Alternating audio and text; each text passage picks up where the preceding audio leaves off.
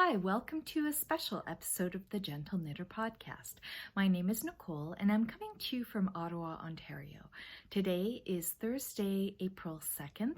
I'm actually on my lunch hour and I figured I would have some time to do a quick video to answer some of the questions that I got following an AMA post that I did on Instagram, Ask Me Anything.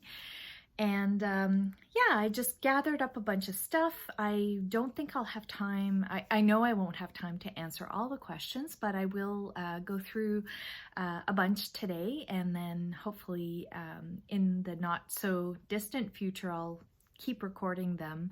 I mentioned in my last video that I was going to try and record more often, especially because we all have more time on our hands now to do things at home. So the AMA videos will be part of that. I also have a new episode, regular episode planned shortly. I've been knitting up a storm, so I have lots of lovely things to show you there.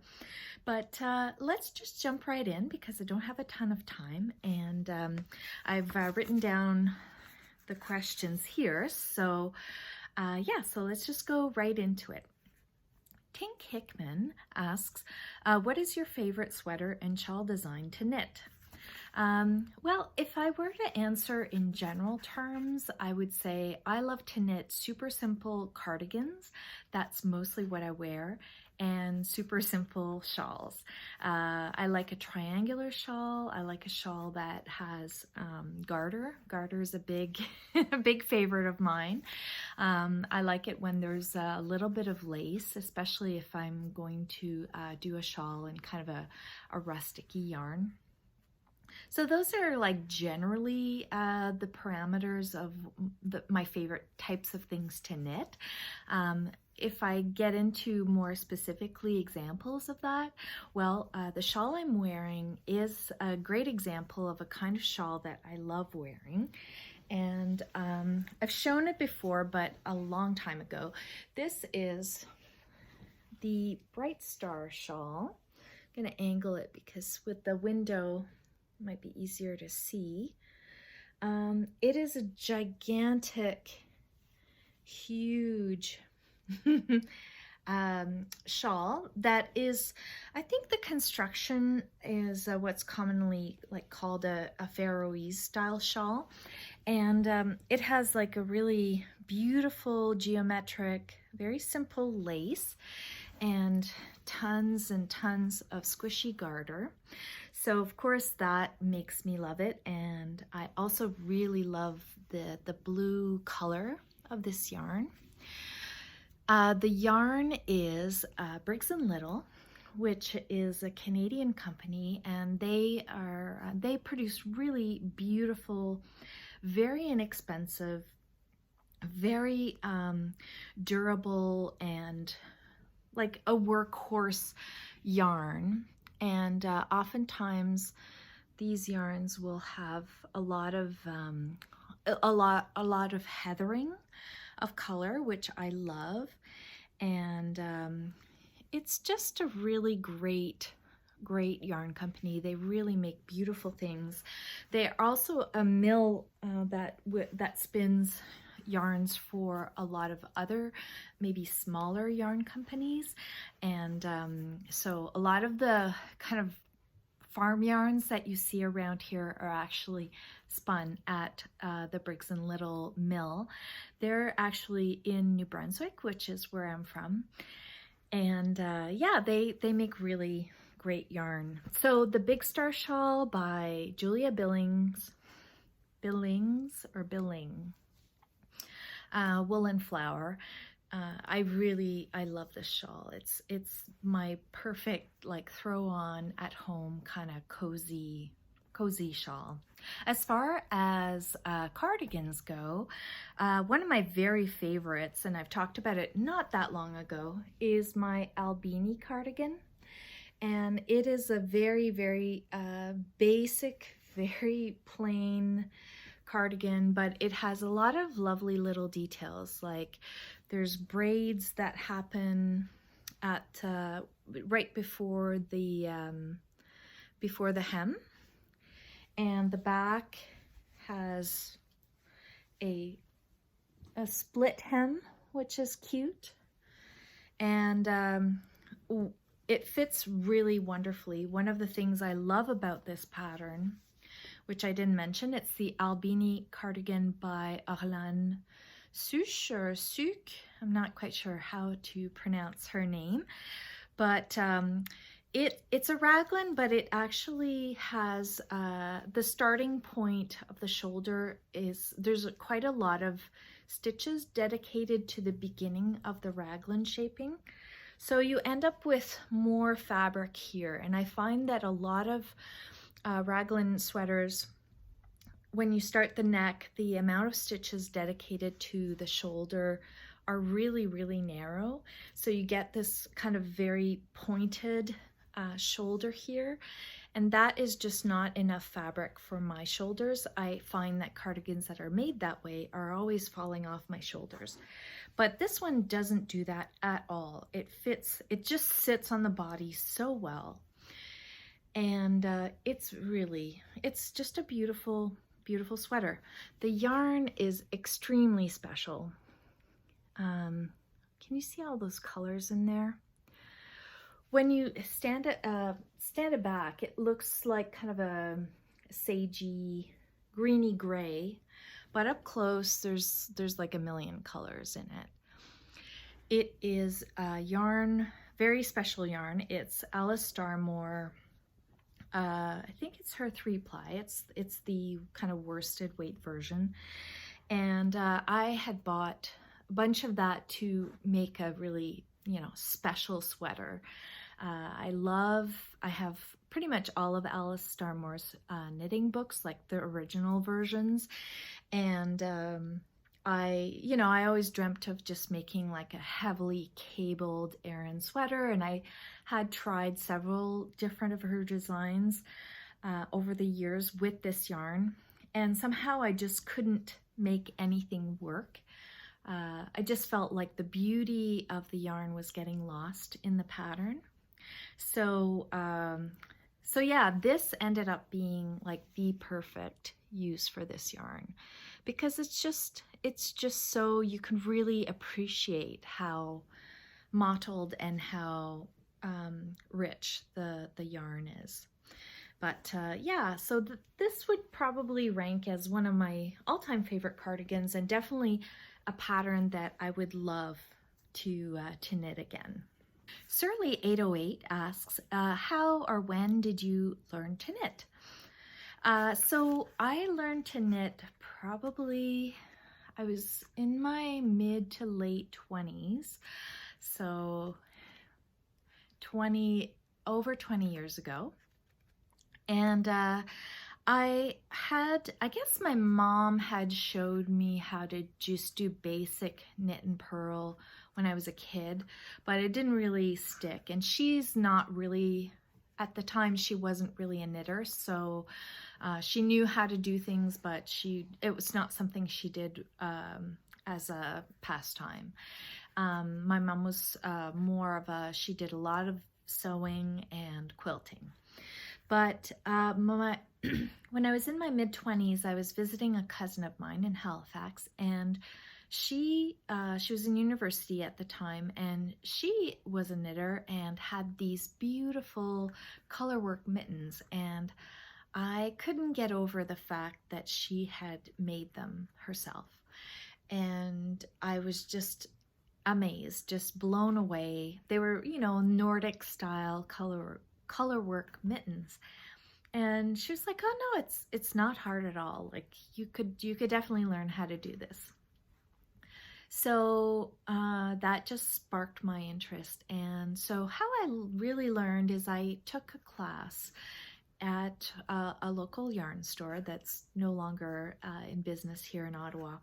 They had the type of class where you pick a project and you just show up in the class, and it's whatever, 6 weeks or 8 weeks, and the teacher will help you kind of guide you through the pattern.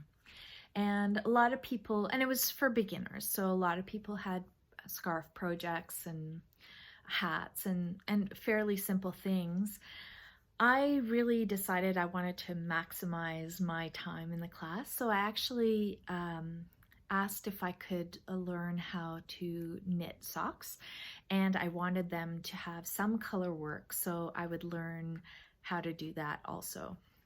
So yeah, I was really stuck on wanting to learn how to do color work so I could make my own fancy mittens.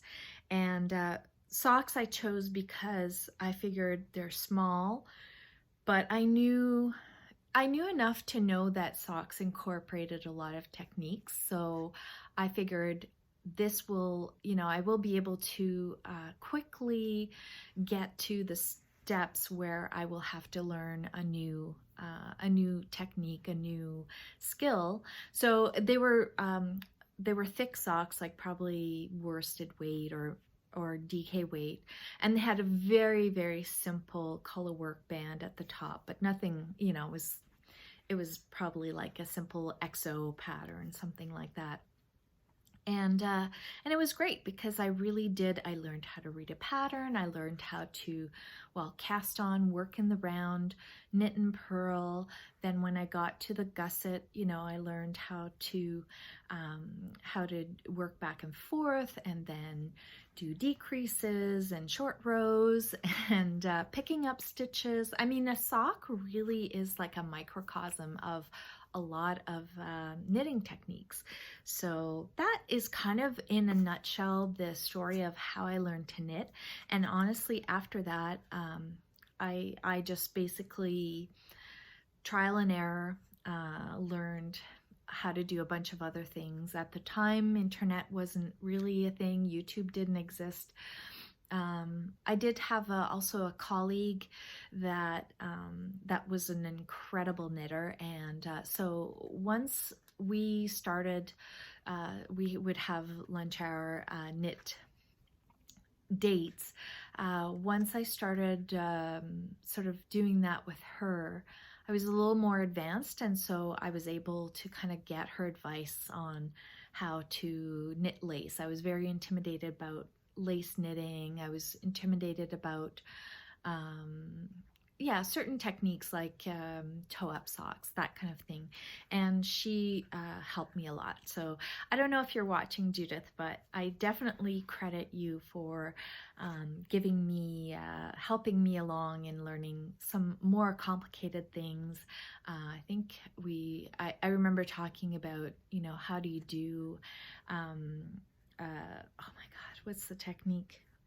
It's a knitting where it looks like basketry almost. Entrelac.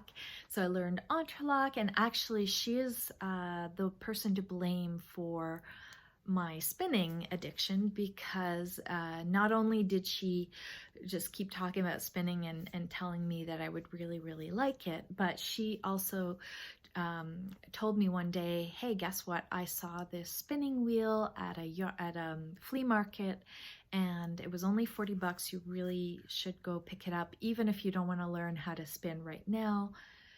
Later on, you will thank me because it's a great price for, a good quality wheel. So I bought my Ashford Traditional for $40 in a flea market, thanks to Judith. And it is not a pretty wheel. It's in really rough shape, sort of just aesthetically, but it works fine. Anyway, so yeah, I think that in a nutshell is kind of my how I learned to knit story. So the Marigold Kitchen, as well as Namaste 69, they both asked, what are some of your favorite books? So, and also Fat Squirrel Speaks asked, basically said, would love to know your top 3 to 5 naturalist nonfiction books. So I will, and then somebody also asked about my favorite knitting books. So I will kind of do those separately, but let me just move. I have a huge pile of stuff here. As far as, oops. As far as sort of not naturalist books. I love the classics. That's kind of the main thing that I read. And one of my very favorites is Victor Hugo. As an author, I love all his books, but Les Miserables is one of my favorites. I'm not much of a crier, but this book made me sob in places. It's just so touching and so beautiful. So I love Victor Hugo. A contemporary writer that I really love, and I basically, like, as soon as she has a book out, I get it and read it, is A.S. Byatt. And there's several of her books that I adore.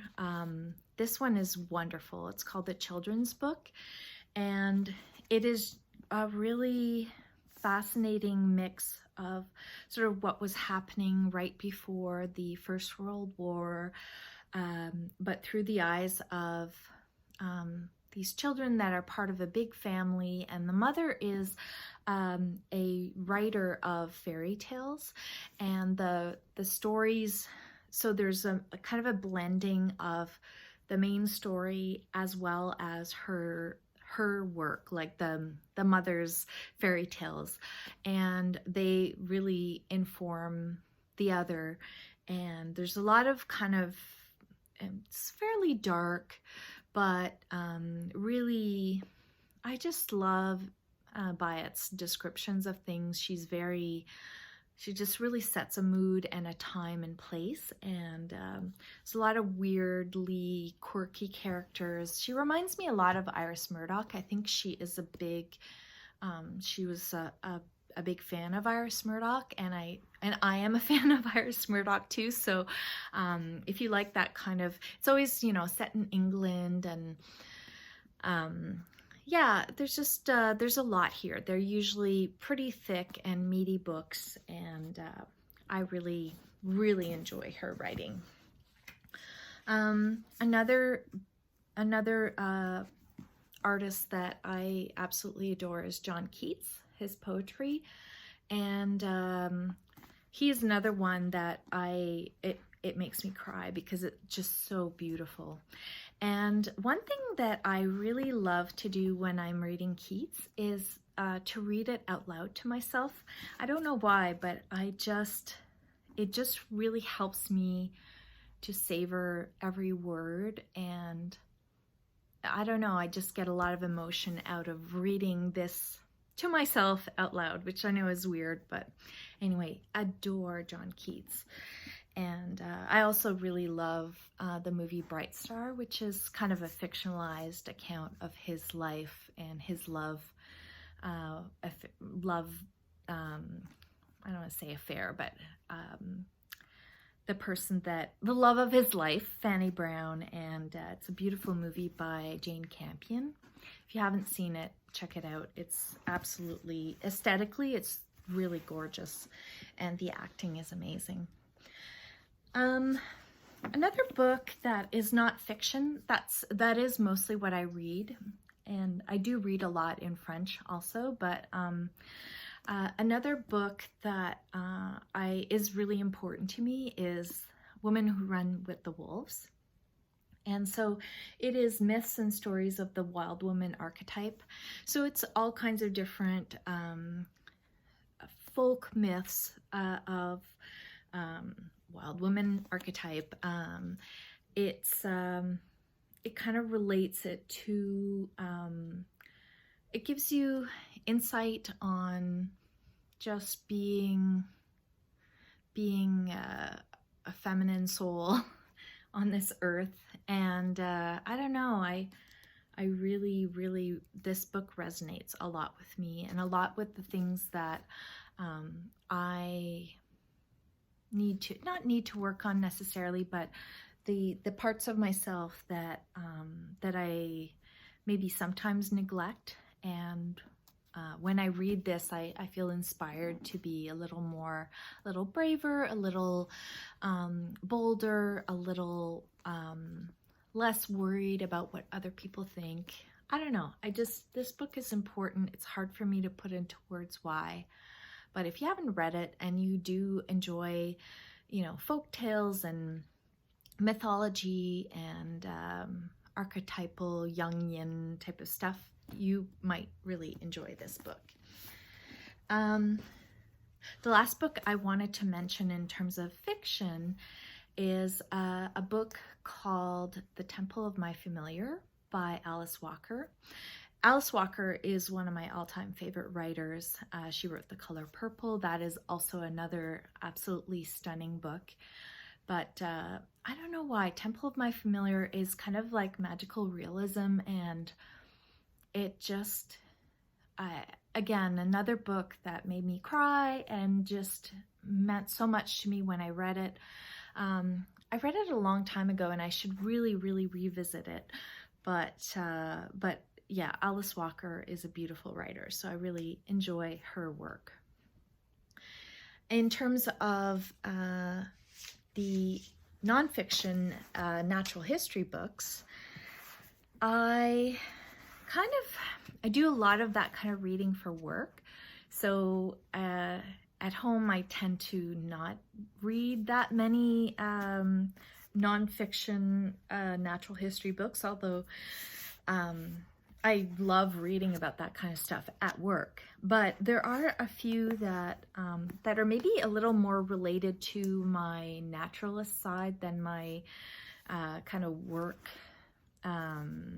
natural history side. One book that I really love is Braiding Sweetgrass, and it is a book about indigenous wisdom, scientific knowledge, and the teaching of plants. So as you can imagine, being interested in plants and sort of the relationship that we have with them, and just this book is really, when you read it, it kind of makes you fall in love with the world and with how beautiful the world really is, the natural world, and that these things are there for us, but they are a gift that kind of belongs to everyone and is also at the same time not things just for us to use, that they have their own spirit and their own sacredness and their own being, if you will. So I really love that book. I'm also a big fan of these kinds of books. This is a really old book out of print. I'm not sure when it came out. Probably in 79. It's a kind of an illustrated natural history book, and I really love this kind of book, and I love these kinds of little nature journals. Like, you know, this person has kind of gone out in nature and she has observed the plants and insects and just all the living things in her world, and she has drawn them and identified them, and I really, really love this kind of stuff. I have several books about nature journaling and or keeping a nature journal and so on, and it's something that I'm really, really interested in doing. I took a class, it's sort of drawing, like botanical drawing class, and it was just a one-day class, so it wasn't, you know, it's just kind of like a little taste, but I am very interested in botanical drawing. So it's something that I think about as perhaps a second career. And yeah, I just think this one is so, so beautiful. Like I said, it's long out of print, I'm sure, but Janet Marsh's Nature Diary. I should mention that she lives in Hampshire, England, so it is the plants and insects and things that live around her, but there's a lot of similarities to the things that live here, and I really enjoy this kind of nature journaling. Then the last book I wanted to show that is a natural history book is this beautiful, gigantic book here, The New Silva. And it is a discourse of forest and orchard trees for the 20th century. So it's basically a huge book about trees. And the illustrations in this book are just beyond beautiful. Let me try and find something here. So it's kind of an encyclopedia of trees, but with really beautiful text, and it's very informative. It's just beautifully done, and I really enjoy consulting this book. It's an expensive book, for sure, but it's the kind of thing that, kind of an investment that, the type of book that you would refer to. It's like a lifelong kind of book, and it talks about like all kinds of things about the tree, the biology, distribution, habitat, how to grow it, the timber and other uses, pests and diseases, the sort of whether it's endangered or not. There are really, really beautiful, like full 2-page spreads of tree illustrations, and which is incredible because it's not easy to draw a tree in a detailed way. You know, they're just so big, and it's hard to take in as a whole, you know. But yeah, I really love this book, so I highly recommend it if you want to treat yourself. It's by Gabriel Hemery and Sarah Simblett, and it's published by Bloomsbury. I'll give you a break on the book front and talk about favorite knitting books in another episode. But let me see what the next question is. Milton Julie asks, what's your current favorite yarn? Type, color, dyer, what makes it great? Oh boy, that's a hard question. I am forever in love with my friend Emily's yarn, Viola Yarns, Emily Foden's yarn. And right now I don't have it with me, but I'm knitting a shawl that has, the pattern of the shawl is the Stay Soft shawl. And I'm using 3 different colors of her, what's this? The alpaca, alpaca something else blend. But here's her yarn and just how absolutely beautiful it is. That is a good representation of the color, which is kind of a pinky, peachy beige. And there's always like little flecks of other colors in her yarn. Yeah, this yarn is really, really very, very soft and beautiful. I have like a large quantity of this color to make myself a sweater eventually.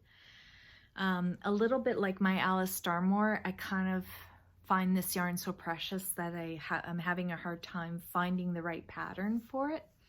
But yeah, I think if I were to say, my favorite dyer is definitely Emily.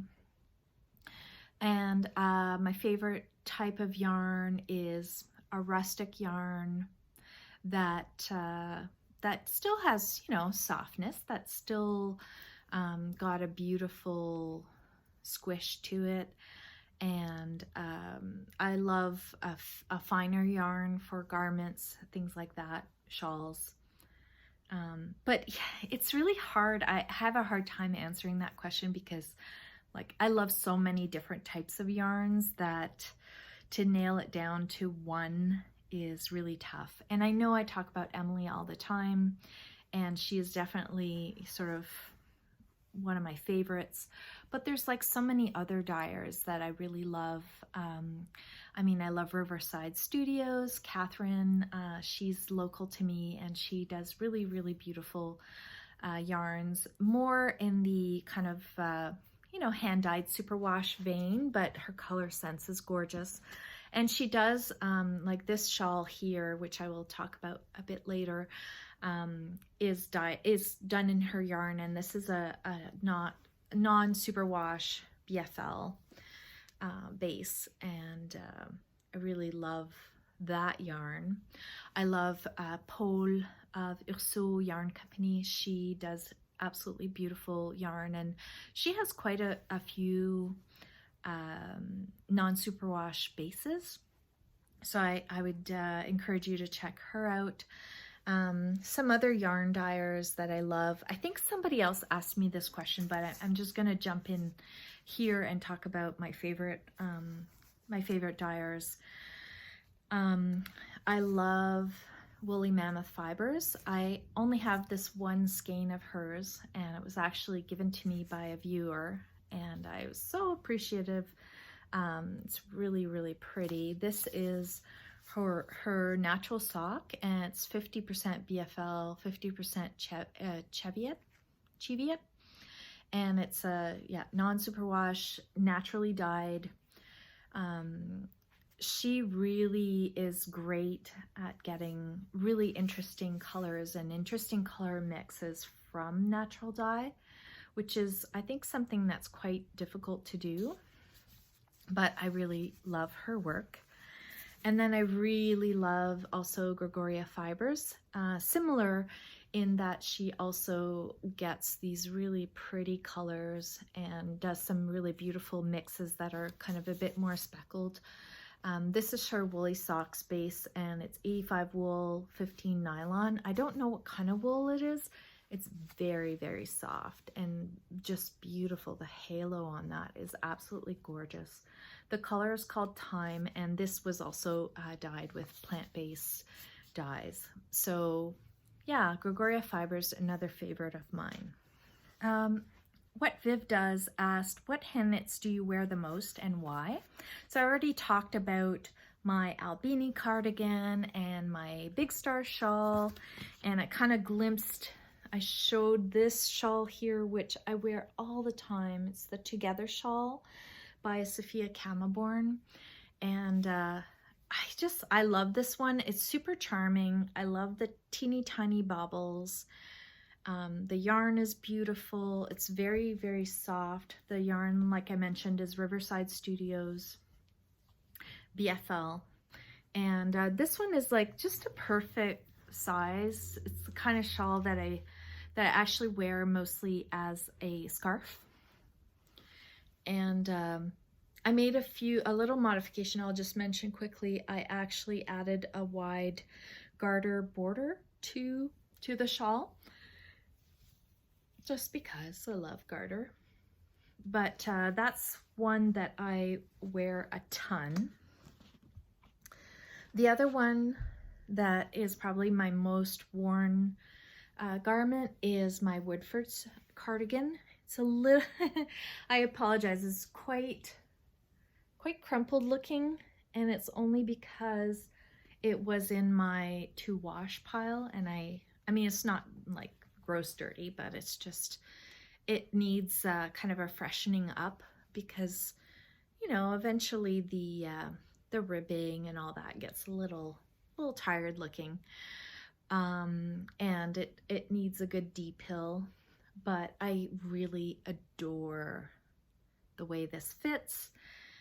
The pattern is by Elizabeth Doherty, and it is a super, super, super fun knit. It's a very interesting construction, and you know, I knit it several years ago, so I don't exactly remember, but you kind of start, I believe, like around here, and there's like short rows, and there's some braiding, and you're going in different directions, and it's the kind of pattern where you're like, whoa, I have no idea what I'm doing, but you can blindly just follow Elizabeth, trust her because she will not lead you astray. Her patterns are perfection. They are super detailed, but clear, you know, not like, oh my God, it's 20 pages and I'm confused. It's like, you know, well, 20 pages, but really clear and really, and you just get the most beautiful results with, if you follow her instructions. Everything just kind of comes together in a beautiful way. So love, love, love this sweater. It's a pattern that was released underneath. It was a Brooklyn Tweed release, but it is designed by Elizabeth Doherty, and it's very much like representative of her design style. And just quickly, she has a really great book called Top Down Reimagining Set-in Sleeve Design, and this is a wonderful book if you want to learn how to do set-in sleeves, which is another construction that I really love. There's sweet Elizabeth. And anyway, so she's a great designer. And so even if you don't want to knit the Woodfords, like a lot of her other cardigans have a similar feel to the Woodfords. I knit this in Bare Naked Wools, and I don't really remember the base. I mean, I knit this probably like 6 or 7 years ago now, but I love it. The Knitting Shih Tzu asks, how long have you been a knitter? What's your favorite yarn in Canada that I may not know in the US? So I have been knitting since probably 1996. So you do the math. And a favorite yarn, I already talked about, I think my favorite Canadian yarn, apart from Viola's yarn, is Briggs & Little. It's cheap, it's easy to find, it's got great colors, they have different bases, and they're just a great workhorse yarn. She also asks, if I were to visit Canada for the first time, what are your favorite museums and natural parks? Well, of course, my favorite museum is the Canadian Museum of Nature because that's where I work. But seriously, I really love art museums, and the National Gallery of Canada here in Ottawa is incredible. Natural parks or national parks. I love Gatineau Park, which is just across the river from me here in Ottawa. Well, it's in the Outaouais on the Quebec side, but it's in the National Capital Region. It's a beautiful park. It's the one where I go every season. Basically, I'm either hiking or skiing in that park. Not every day, but almost. But other than that, a place that I absolutely adore in Canada is Cape Breton National Park. So that's in Nova Scotia, and it is probably my favorite place in Canada. It's just the most beautiful place. And if you come to Canada, I highly recommend it. A place where I haven't been yet, well, I've been to Newfoundland, but I would love to visit Gros Morne National Park. It looks like the most beautiful place on earth. So I'm excited to eventually plan a trip to go there. Jenny Ship asks, do you have a favorite animal, bird, or natural creature? Hard to pick one. I really love things that are local to me, just because I just feel, I don't know, they're like friends. So I love saying hello to the cardinals every day. They're really starting to get quite noisy at this time of year, which is great. I just saw my first red-winged blackbird the other day, and that was very exciting because for me, when I hear their song, I think of bike rides along the river because they like to be in kind of more open marshy areas. So for me, that sound of their call is very, very summery. I love ravens, and I've noticed that we are seeing more of them in the city, and that's really interesting to me.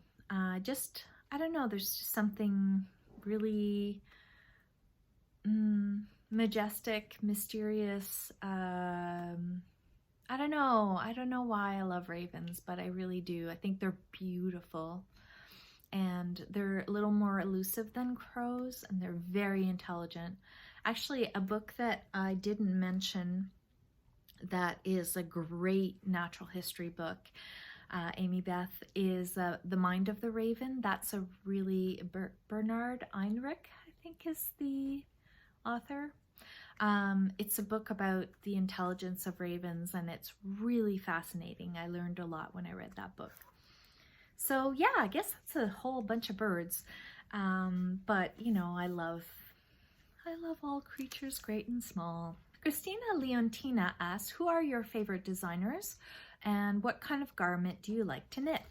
Well, garments that I like to knit, I've already answered. Cardigans and shawls are probably, you know, the thing that I enjoy knitting the most. As far as designers go, obviously Elizabeth Doherty is a big favorite of mine. I adore Emily Foden's book, Knits About Winter. Let's see, who else do I really enjoy? I love Arlan Suk, who I mentioned, and Melody Hoffman has really beautiful patterns. I really admire Alice Starmore's work. It's kind of older designer that I've been a fan of for a very, very long time. And how could I not mention Elizabeth Zimmerman? Maybe less for her actual patterns than her just what she contributed to the knitting community in terms of how to figure out your own gauge and sort of work your own designs by using math. And I mean, she has just contributed so much to our craft, and a lot of the things that we take for granted, like I-cord, is something that, although she probably didn't invent it, she used to say she invented it, so it's something that already existed, but she managed to kind of figure it out on her own.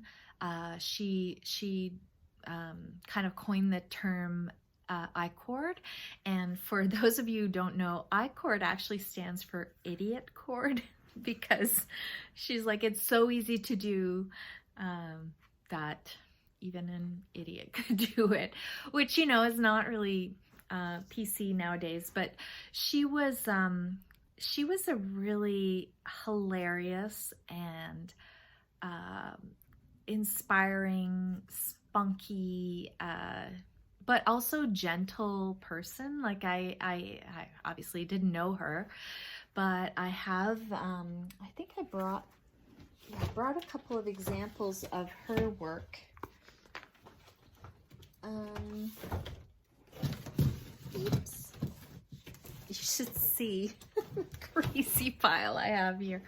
But one of the things that I have watched a lot is her kind of series of DVDs. These are classes that she had done for PBS television. That's her, Elizabeth. And her daughter now basically has kind of carried on her mother's company. So her daughter is Meg Swanson, who you probably know. She's also a beautiful designer.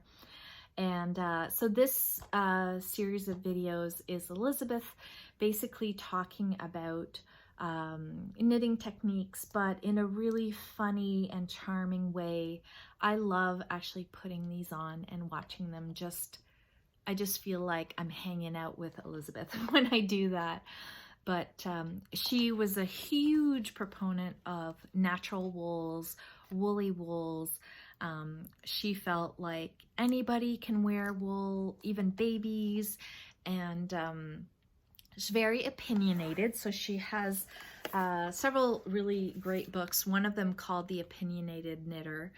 And in it, it's kind of newsletters that she sent out. So she started a company called Schoolhouse Press, and she was kind of a real pioneer in bringing yarns from Europe, like Rusticy, Lopi, and Scandinavian type wools and traditions, Shetland wool. And a lot of her designs do kind of pull from those traditions, but she also pioneered some really amazingly creative new designs, like the Baby Surprise jacket, which you've probably heard about, which is a really cool pattern. You feel like you're knitting origami. You're going in all different kinds of directions, and then, I don't know, when you're done, it's a sweater. But yeah, I adore Elizabeth, and she's a huge inspiration for me. And so yeah, I guess did I cover everybody I wanted to talk about? I mean, you know, there's tons of other wonderful designers that, I mean, I really admire, and maybe I don't knit that many of their patterns, but I still think what they do is really cool, like Stephen West, I think, is an incredible innovator. You know, I don't know. There's too many options in my mind, but I really enjoy people who mix a little bit of traditional stuff with kind of new shapes, and people who are original, even if it's not my cup of tea. I still really enjoy seeing people come up with new things. Another designer that I've been a longtime fan of, haven't knit any of his patterns, is Kaffe Fassett. You probably know him best for these kind of 80s style sweaters that are just a riot of colors and very, very, very kind of dated, but I kind of really love his stuff. Like I think some of this aesthetic is kind of coming back. He's got an incredible sense of color. He's a painter, and that's kind of his background. And so he basically was very popular because of his blend of different yarns and colors, and usually inspired by nature or by pottery or different elements like brick walls, that kind of thing. This is kind of an incredible coat. If you look at the colors there, he just really would basically paint with yarn. And like I said, I've never knit any of his designs, but I mean, I would totally love knitting something like this. I probably wouldn't wear it, but I don't know. I do really admire his work. And I have several of these older books, and I do really enjoy looking at them. They're just almost like a visual feast, you know, like eating a very rich dessert, where you're just inspired and just you just feel like, wow, this is something that probably wouldn't do, but I really still appreciate the artistry and the creativity. Very inspiring. It's got a lot of this kind of could almost say like 80s Cosby sweater style, but beautifully done. So yeah, there's another designer I really admire. Like when you look at the way he put color together, like to have a brown with like hot pinks and reds and then beige and burnt orange. Like I really think what he does and did was unique and really, really beautiful. So there's another designer I am very big fan of. Angie Lenoir asks, some of my favorite tea recipes are blends. Well, I do like to make my own blends, generally out of things that I've either wildcrafted or purchased.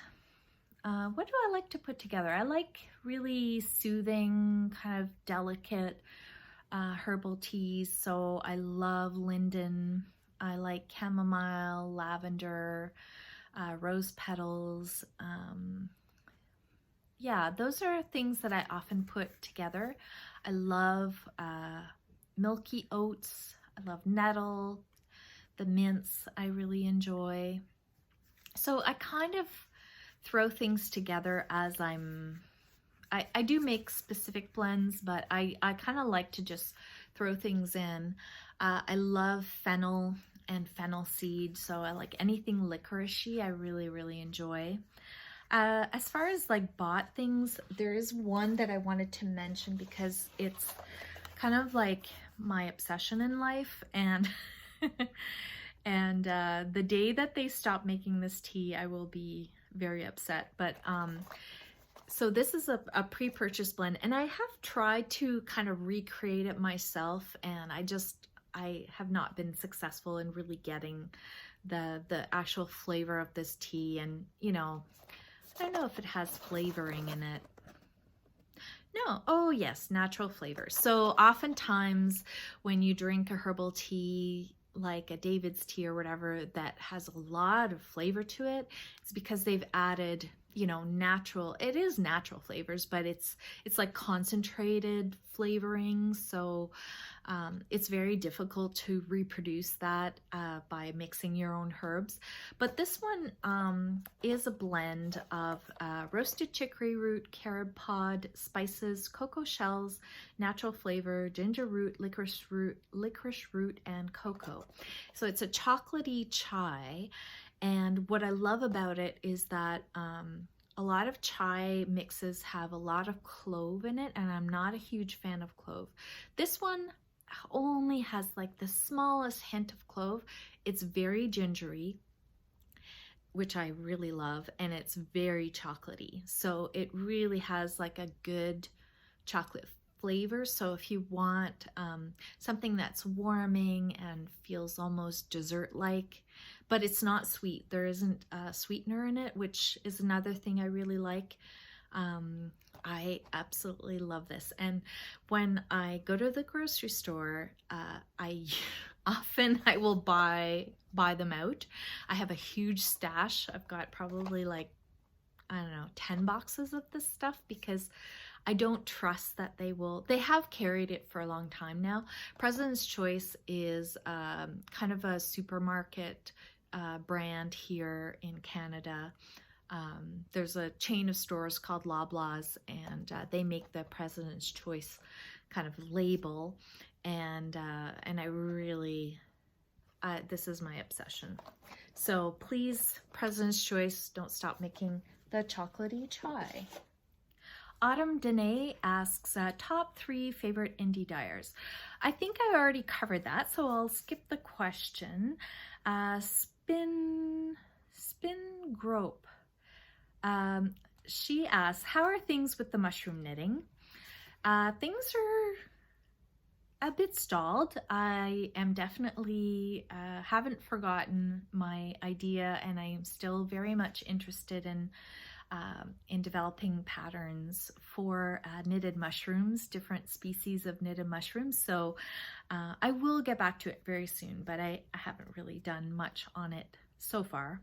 One of the reasons is I'm really interested in drawing and maybe putting out a publication of my patterns and doing, actually, like I was talking earlier, kind of like a nature diary style / identification guide. So like an ID book of mushrooms, but they'd be knitted, and I want to draw them myself. But because of my thyroid problem, I have shaky hands, and it's become really difficult for me to draw, unfortunately. So yeah, it's kind of been put on hold, but I haven't forgotten, and it will happen. She also asks, or she or he or they asks, my work at the museum. They were curious to find out about that, and had heard me mention that I was gonna take an early retirement. So it's not an early retirement. I started when I was really, really young, and so I get to, I guess, retire early, but I will have my full years of service at 55. And so that's 5 years away, less than 5 years now. And yes, I will definitely be retiring. Although I love my work, I develop content for exhibitions at the Museum of Nature. So I write all the label text, and I help curate the objects that go into an exhibition. And it's a lot of fun. It's very creative. I work with an incredible team of people whom I love very, very dearly, but I also have so many other things I want to do. So, I am really grateful that I've had this career, and I've actually worked at the museum my entire working life. Started when I was 24. And yeah, it's never been boring. It's never felt tedious. And but by the time I get to 55, I think it will be time to move on. And I am looking forward to maybe, like, I don't want to say a second career necessarily, but having, a second wind of occupation and creativity, and maybe have time to explore the things that I just don't have time to do right now, like do more drawing, learn to play music, maybe do pottery. So anyway, those are things that I have in the back of my mind. They also ask, how is my mitered square blanket? And they're not the only ones that ask that question. Lotta Border also asked the same question, and somebody else did too. Yeah, I'm not sure who else, but anyway, yeah, I don't have that anymore. So my mitered square blanket ended up being a doll blanket for a coworker's daughter. I was working on it one day, and at work on my lunch hour, and my coworker's daughter was visiting her mom at work, and she saw what I was working on. She's like, "Oh my God, that's so pretty!" And is it a doll blanket?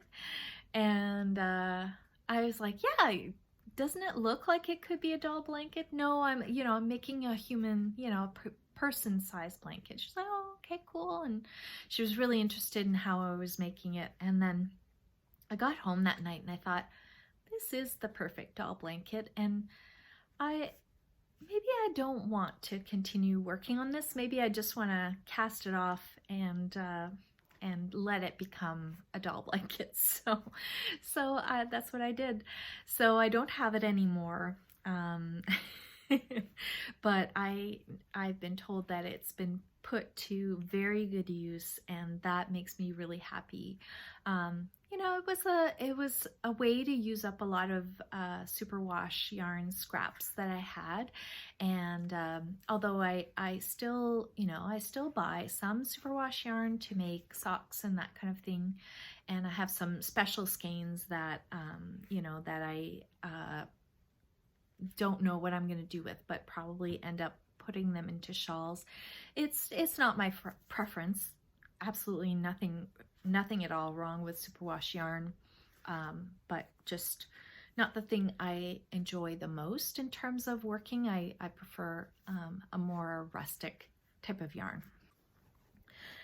They also asked, they had a lot of questions for me.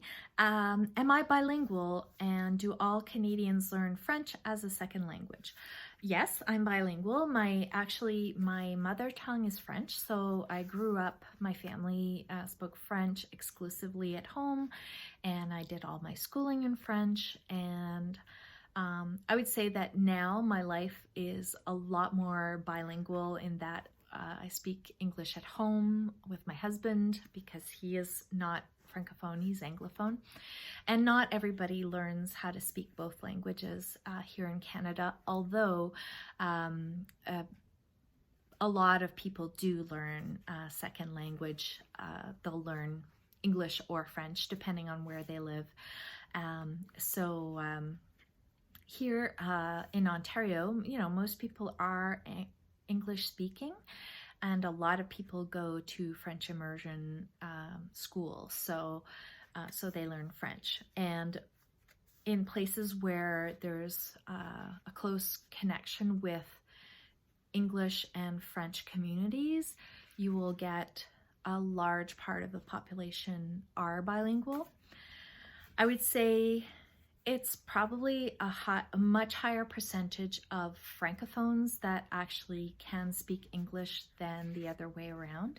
And that's, for obvious reasons. The world is, English is a much more sort of universal language, so it's a little bit difficult to, it's not impossible, but it is harder to navigate through the world if you don't speak any English. So most Francophones, like myself, learn English early on.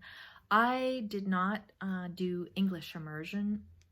It's basically the world was my English immersion because, TV was in English.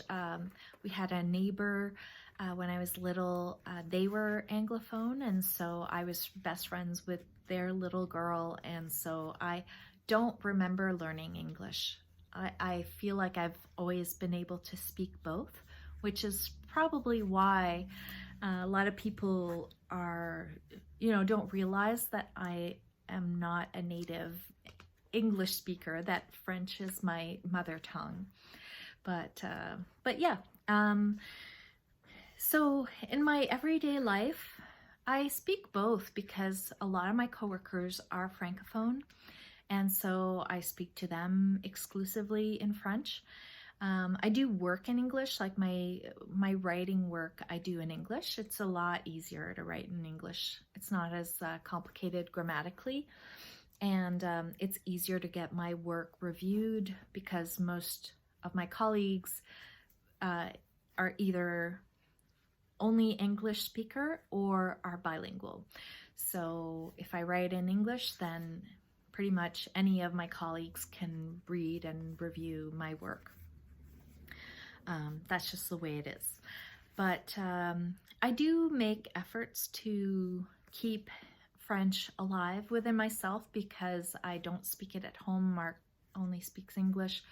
So I read French books, I listen to French music, I watch French TV, that kind of thing, just to make sure that it's still a very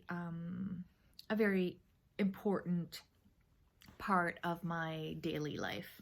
So I'm gonna do one last question, and then I'll save some for another day because I have to get back to work. Intuit Knit asks, I would love to see your stash. And yeah, I would not love for you to see my stash. I don't know how I feel about that.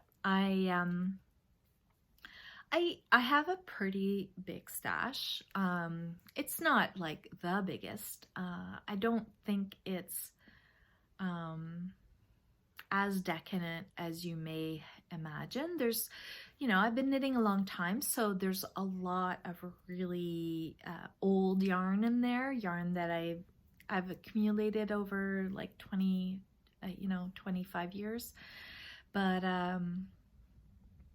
yeah, I don't know. I think first of all, it's all in sort of these organized, I bought these IKEA fabric storage boxes that are zippered all the way around, and so it's all kind of organized that way. And so to show it to you, I either show you these like big fabric boxes where you can't see anything, or I'd have to open them up to show you, and then they're kind of, everything's piled on top of each other. So yeah, I don't know, I probably have like 6 or 7 of those large fabric.